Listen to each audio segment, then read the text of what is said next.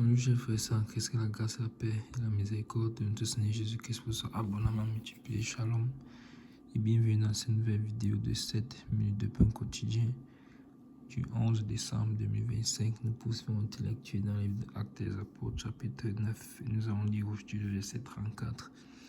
Nous avons donc vu dans les deux vidéos précédentes que l'apôtre Pierre, son apostolat, rendant ministère aux frères et sœurs, s'est rendu, comme il avait déjà fait par le passé, en visitant les frères pour connaître quelle est leur foi, quel est l'état, l'évolution de leur foi, comment, à quel niveau ils sont. C'est donc rendu dans la contrée de Lyde et une fois arrivé à Lyde, il a trouvé un homme là-bas qui était couché paralytique depuis 8 ans. Et on avait vu que si le Saint-Esprit nous parle de cette histoire, nous parle de ceci, met l'emphase sur cet homme qui était paralytique, c'est que certainement il veut faire quelque chose. Nous avons donc été impatients dans la dernière vidéo de savoir quelle serait la suite de cette histoire. Donc, le verset 34 nous dit donc ceci: Pierre lui dit, parlant à Aîné, Aîné, Jésus-Christ te guérit. Lève-toi et arrange ton lit. Et aussitôt il se leva. Amen, amen, amen. Donc vous voyez encore que ici, le Saint-Esprit fait comme il nous enseigne d'habitude. Il zoome sur quelque chose qui veut nous montrer de façon particulière. Il veut nous montrer ici la guérison d'Aîné. Il nous montre comment est-ce que le Seigneur guérit, fait grâce et comment un don particulier s'exerce.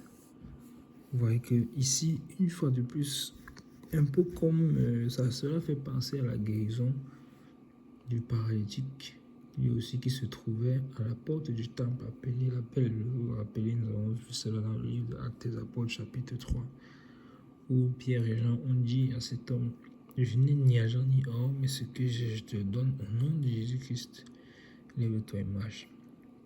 Donc on peut déjà sentir une progression dans la marche de l'apôtre Pierre avec le Seigneur. Vous voyez qu'ici, il dit simplement Jésus-Christ guérit. Il appelle par son prénom, et enfin par son nom, et il dit Aîné, Jésus-Christ guérit. Donc, on sent déjà un homme qui a grandi dans le don, un homme qui a grandi dans la connaissance du Seigneur, un homme qui a grandi dans la marche avec le Seigneur, qui a une intimité avec le Saint-Esprit de telle façon que il peut accorder la guérison à un homme, tout simplement en lui donnant une phrase pareille: Aîné, Jésus-Christ guérit.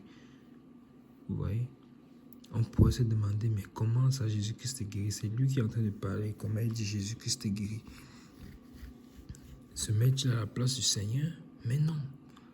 Mais c'est qu'il a une communion intense avec le Saint-Esprit qui peut ressentir et savoir quelle est la volonté du Saint-Esprit.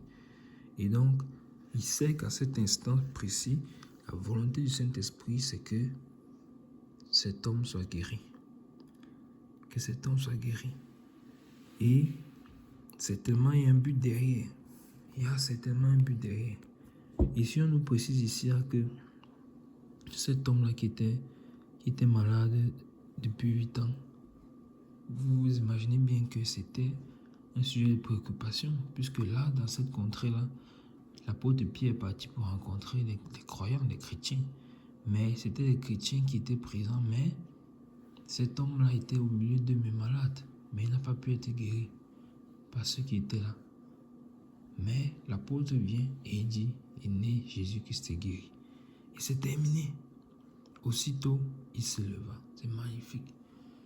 Voilà le genre de passage dans les Écritures que lorsque nous lisons, ça doit nous motiver, ça doit nous encourager.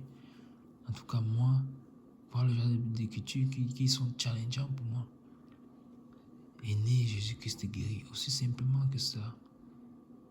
Mais Dieu n'a pas changé. Ce qu'il a fait hier, il le fait encore aujourd'hui et il peut encore le faire aujourd'hui. Donc nous sommes encouragés, et moi en premier, à développer ces relations personnelles avec le Saint-Esprit pour le connaître, pour le comprendre et pour savoir lorsqu'il parle, pour savoir reconnaître sa volonté. Et vous voyez que si nous pouvons reconnaître sa volonté, alors nous pouvons agir comme tel. Alors s'il veut guérir, nous disons, nous faisons comme l'apôtre Pierre.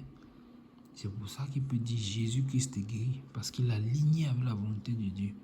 Il a aligné avec la volonté du Seigneur. Il connaît exactement quelles sont les pensées de l'esprit.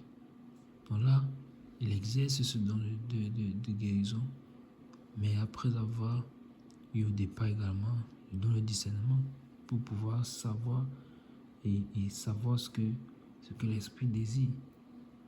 Et en l'occurrence ici particulièrement, c'est la guérison de nez. Donc, nous sommes encouragés, nous sommes véritablement encouragés que le Seigneur nous fasse grâce. Nous nous arrêtons là pour aujourd'hui. C'était tout pour les 5 minutes de Point Coaching ce jour. La grâce, la paix et la miséricorde de notre Seigneur Jésus-Christ vous soit abondamment multipliée. Shalom.